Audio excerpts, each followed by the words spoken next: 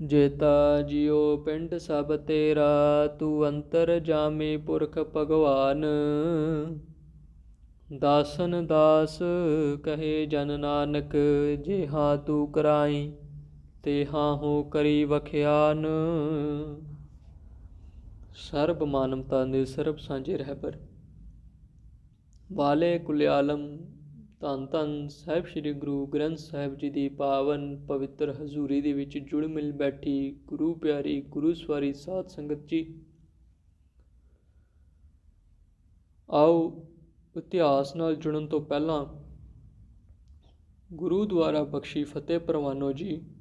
ਵਾਹਿਗੁਰੂ ਜੀ ਕਾ ਖਾਲਸਾ, ਵਾਹਿਗੁਰੂ ਜੀ ਕੀ ਫਤਿਹ। ਕੱਲ੍ਹ ਦੇ ਇਤਿਹਾਸ ਦਾ ਜੋ ਚੱਲ ਰਿਹਾ ਪ੍ਰਕਰਨ ਦੇ ਵਿੱਚ, ਜਿਸ ਤਰ੍ਹਾਂ ਕਿ ਛੋਟੇ ਫਰਜ਼ੰਦਾਂ ਨੂੰ ਤੇ ਮਾਤਾ ਜੀ ਨੂੰ ਮੁਰੰਡੇ ਦੀ ਕੋਤਵਾਲੀ ਤੋਂ ਅਨੇਕਾਂ ਤਰ੍ਹਾਂ ਦੇ ਤਸੀਹੇ ਦੇ ਕੇ ਸੂਬੇ ਸਰਹੰਦ ਵਿਖੇ ਲਿਆਇਆ ਜਾਂਦਾ ਹੈ ਤੇ ਸੂਬੇ ਸਰਹੰਦ ਦੇ ਨਵਾਬ ਵਜ਼ੀਰ ਖਾਂ ਵੱਲੋਂ ਆਪਣੇ ਸਿਪਾਹੀਆਂ ਨੂੰ ਹੁਕਮ ਕੀਤਾ ਜਾਂਦਾ ਹੈ ਕਿ ਇਹਨਾਂ ਬੱਚਿਆਂ ਨੂੰ ਤੇ ਮਾਤਾ ਜੀ ਨੂੰ ਠੰਡੇ ਬੁਰਜ ਦੇ ਅੰਦਰ ਕੈਦ ਕਰ ਦਿੱਤਾ ਜਾਏ। ਸਾਧ ਸੰਗਤ, ਅਗਲੀ ਸਵੇਰ ਹੁੰਦੀ ਹੈ, ਅੰਮ੍ਰਿਤ ਵੇਲਾ ਹੁੰਦਾ ਹੈ ਤੇ ਅੰਮ੍ਰਿਤ ਵੇਲੇ ਦਾਦੀ ਜੀ ਦੁਆਰਾ ਇਹਨਾਂ ਬੱਚਿਆਂ ਨੂੰ ਉਠਾਇਆ ਜਾਂਦਾ ਹੈ ਕਿ ਆਓ ਬੱਚਿਓ, ਅੰਮ੍ਰਿਤ ਵੇਲਾ ਹੋਇਆ, ਨਿਤਨੇਮ ਕਰੀਏ। ਤੇ ਇੰਨੇ ਨੂੰ ਬੱਚੇ ਉੱਠ ਹੀ ਰਹੇ ਹੁੰਦੇ ਨੇ ਕਿ ਦੋ ਸਿਪਾਹੀਆਂ ਦੀ ਪੈਰਾਂ ਦੀ ਆਵਾਜ਼ ਆਉਂਦੀ ਹੈ ਤੇ ਇਹਨਾਂ ਸਿਪਾਹੀਆਂ ਦੁਆਰਾ ਮਾਤਾ ਜੀ ਨੂੰ ਹੁਕਮ ਕੀਤਾ ਜਾਂਦਾ ਹੈ ਕਿ ਇਹਨਾਂ ਬੱਚਿਆਂ ਨੂੰ ਕਚਹਿਰੀ ਦੇ ਵਿੱਚ ਪੇਸ਼ ਕਰਨਾ ਹੈ। ਤੇ ਹੁਣ ਜਦੋਂ ਬੱਚੇ ਕਚਹਿਰੀ ਦੇ ਕੋਲ ਪਹੁੰਚਦੇ ਨੇ ਤੇ ਜਿਹੜੀ ਹਕੂਮਤ ਵੱਲੋਂ ਜਿਹੜੀ ਚਲਾਕੀ ਕੀਤੀ ਜਾਂਦੀ ਕਿ ਕਚਹਿਰੀ ਦਾ ਜਿਹੜਾ ਛੋਟਾ ਦਰਵਾਜ਼ਾ ਜਿਹੜਾ ਖੋਲ੍ਹ ਦਿੱਤਾ ਜਾਂਦਾ ਹੈ ਤਾਂ ਜੋ ਬੱਚੇ ਇਸ ਦਰਵਾਜ਼ੇ ਥਾਈਂ ਅੰਦਰ ਆਉਣ ਤੇ ਝੁਕ ਜਾਣ ਤੇ ਅੰਦਰ ਬੈਠੇ ਜਿਹੜੇ ਅਹਿਲਕਾਰ ਤੇ ਹੋਰ ਜਿਹੜੇ ਲੋਕੀ ਤੇ ਵਜ਼ੀਰ ਖਾਂ ਹੱਸ ਪੈਣ ਇਹਨਾਂ ਬੱਚਿਆਂ ਨੂੰ ਦੇਖ ਕੇ, ਕਿਤੇ ਇਹ ਕਹਿ ਦੇਣ ਕਿ ਗੁਰੂ ਗੋਬਿੰਦ ਦੇ ਜਿਹੜੇ ਬੱਚੇ ਨੇ ਉਹ ਹਕੂਮਤ ਦੇ ਅੱਗੇ ਝੁਕ ਗਏ ਨੇ।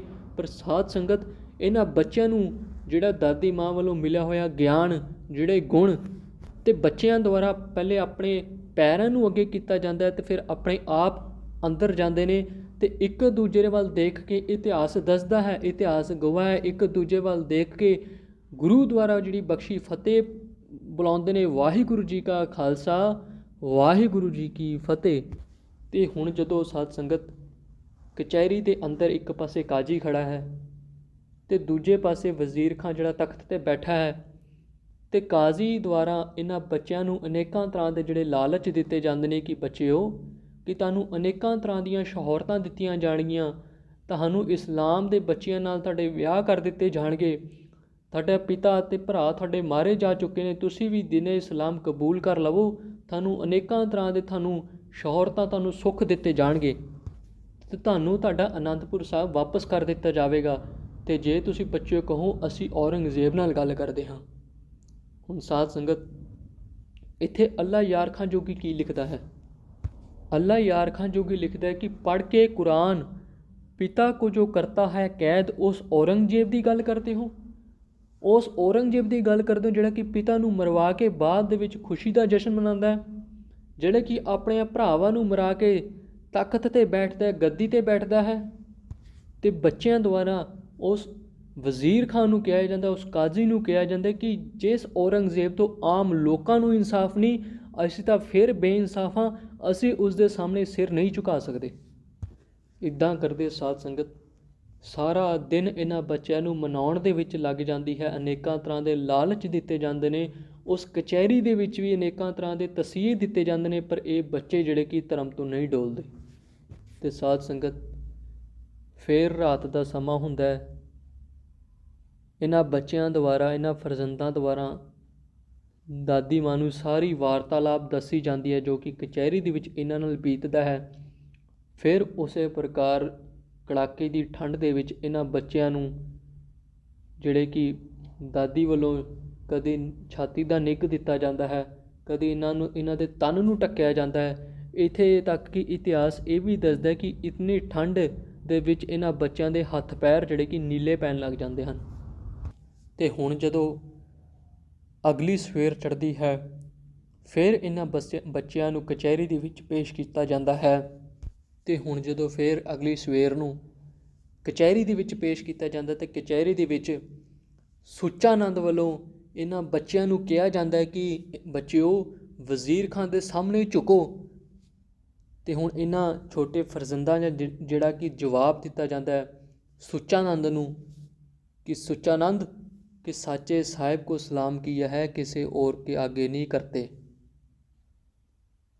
ਕਿ ਜਦੋਂ ਕਿ ਇਹ ਜਿਹੜਾ ਸਿਰ ਹੈ, ਜਦੋਂ ਇਹ ਸਿਰ ਗੁਰੂ ਦੇ ਸਾਹਮਣੇ ਝੁਕ ਗਿਆ, ਫਿਰ ਇਹ ਕਦੀ ਕਿਸੇ ਦੇ ਹੋਰ ਸਾਹਮਣੇ ਨਹੀਂ ਝੁਕ ਸਕਦਾ। ਅਤੇ ਫਿਰ ਸਾਧ ਸੰਗਤ ਉਸ ਸੁੱਚਾ ਨੰਦ ਅਤੇ ਇਹਨਾਂ ਛੋਟੇ ਫਰਜ਼ੰਦਾਂ ਦੇ ਵਿੱਚ ਜਿਹੜੀ ਕਿ ਵਾਰਤਾਲਾਪ ਹੁੰਦੀ ਹੈ, ਜਿਹੜੇ ਕਿ ਸਵਾਲ ਜਵਾਬ ਹੁੰਦੇ ਨੇ, ਅਤੇ ਇਸ ਸੁੱਚਾ ਨੰਦ ਦੁਆਰਾ ਕਿਹਾ ਜਾਂਦਾ ਹੋਵੇ ਗੁਰੂ ਗੋਬਿੰਦ ਸਿੰਘ ਦੇ ਬਾਗੀ ਬੱਚਿਓ ਕਿ ਵਜ਼ੀਰ ਖਾਨ ਦੇ ਸਾਹਮਣੇ ਝੁਕ ਜਾਵੋ, ਤੁਹਾਨੂੰ ਅਨੇਕਾਂ ਤਰ੍ਹਾਂ ਦੇ ਤੁਹਾਨੂੰ ਸੁੱਖ ਸਹੂਲਤ ਦਿੱਤੇ ਜਾਣਗੇ, ਤੁਹਾਡੇ ਅਨੰਦਪੁਰ ਸਾਹਿਬ ਦੀ ਜਿਹੜੀ ਧਰਤੀ ਤੁਹਾਨੂੰ ਵਾਪਸ ਕਰ ਦਿੱਤੀ ਜਾਵੇਗੀ, ਤੁਹਾਡੇ ਇਸਲਾਮ ਦੇ ਬੱਚੇ ਨਾਲ ਤੁਹਾਡੇ ਵਿਆਹ ਕੀਤੇ ਜਾਣਗੇ, ਰਹਿਣ ਲਈ ਖਾਣ ਲਈ ਸਭ ਕੁਛ ਦਿੱਤਾ ਜਾਵੇਗਾ। ਤੁਸੀਂ ਵਜ਼ੀਰ ਖਾਨ ਦੀ ਜਿਹੜਾ ਕਿ ਸਾਹਮਣੇ ਝੁਕ ਜਾਵੋ, ਇਸਲਾਮ ਨੂੰ ਕਬੂਲ ਕਰ ਲਵੋ। ਪਰ ਇਹਨਾਂ ਬੱਚਿਆਂ ਦੁਆਰਾ ਜਿਹੜਾ ਕਿ ਫਿਰ ਜਿਹੜਾ ਕਿ ਜਵਾਬ ਦਿੱਤਾ ਜਾਂਦਾ ਹੈ ਤਾਲਿਮ ਜ਼ੋਰ ਕਾ ਕਭੀ ਕੁਰਾਨ ਮੇਂ ਨਹੀਂ, ਨੇਕੀ ਤੁਮਾਰੀ ਸ਼ਾਹ ਕੇ ਈਮਾਨ ਮੇਂ ਨਹੀਂ। ਇਹਨਾਂ ਬੱਚਿਆਂ ਦੁਆਰਾ ਕਿਹਾ ਜਾਂਦਾ ਹੈ ਕਿ ਅਸੀਂ ਤੁਹਾਡੀ ਕੁਰਾਨ ਦੇਖੀ ਹੈ ਅਤੇ ਕੁਰਾਨ ਦੇ ਵਿੱਚ ਇੱਦਾਂ ਦਾ ਕੁਛ ਨਹੀਂ ਲਿਖਿਆ ਕਿ ਕਿਸੇ ਦਾ ਜਬਰੀ ਧਰਮ ਬਦਲਾਇਆ ਜਾਵੇ, ਤੁਸੀਂ ਤਾਂ ਮੁਸਲਮਾਨ ਕਹਾਉਣ ਦੇ ਲਾਇਕ ਨਹੀਂ ਹੋ।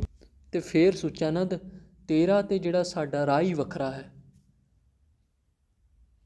ਅਤੇ ਫਿਰ ਇਹਨਾਂ ਬੱਚਿਆਂ ਦੁਆਰਾ ਫਿਰ ਸੁੱਚਾ ਨੰਦ ਨੂੰ ਕਿਹਾ ਜਾਂਦਾ ਹੈ ਕਿ ਜ਼ੁਲਮ ਤੋਂ ਰੋਕਾ ਮੁਸਲਮਾਨ ਵਿਗੜ ਗਏ, कि जुल्म से रोका तो मुसलमान बिगड़ गए, बुत प्रस्ती से रोका तो हिंदू बिगड़ गए, वज़ीर खां फौजों पे नाज है तुमको इन्हें देवी पर मान है।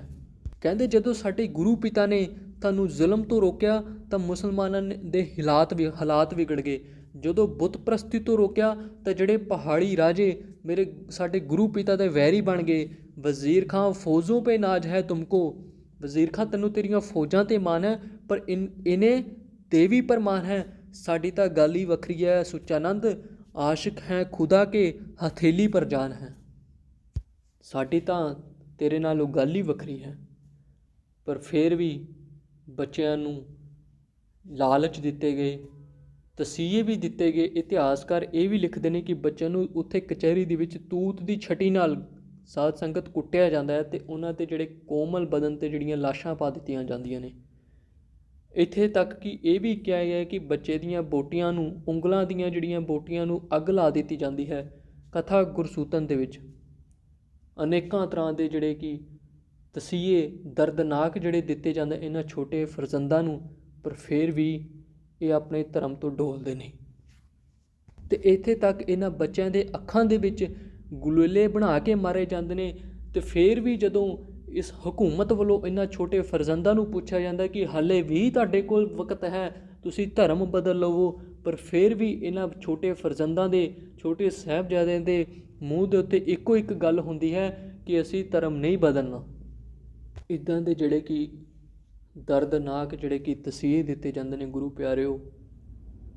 ਸੋ ਅੱਗੇ ਅਗਲੀ ਕਚਹਿਰੀ ਦੇ ਵਿੱਚ ਜੋ ਕੁਛ ਵੀ ਹੁੰਦਾ ਹੈ, ਕਿਉਂਕਿ ਅਖੀਰਲੀ ਕਚਹਿਰੀ ਦੇ ਵਿੱਚ ਜੋ ਫਤਵਾ ਜਾਰੀ ਕੀਤਾ ਜਾਂਦਾ ਹੈ ਉਹ ਤੁਹਾਡੇ ਨਾਲ ਅਗਲੇ ਦੀਵਾਨਾਂ ਦੇ ਅੰਦਰ ਸਾਂਝਾ ਕੀਤਾ ਜਾਵੇਗਾ। ਸੋ ਗੁਰੂ ਇਤਿਹਾਸ ਨਾਲ ਜੁੜਨ ਲਈ ਹੋਈਆਂ ਅਨੇਕਾਂ ਪ੍ਰਕਾਰ ਦੀਆਂ ਭੁੱਲਾਂ ਗਲਤੀ ਦੀ ਮਾਫੀ ਬਖਸ਼ਣੀ ਗੁਰੂ ਅਤੇ ਗੁਰੂ ਦੀ ਸੰਗਤ ਬਖਸ਼ਣ ਯੋਗ ਹੈ। ਬਖਸ਼ ਲੈਣਾ ਜੀ। ਵਾਹਿਗੁਰੂ ਜੀ ਕਾ ਖਾਲਸਾ, ਵਾਹਿਗੁਰੂ ਜੀ ਕੀ ਫਤਿਹ।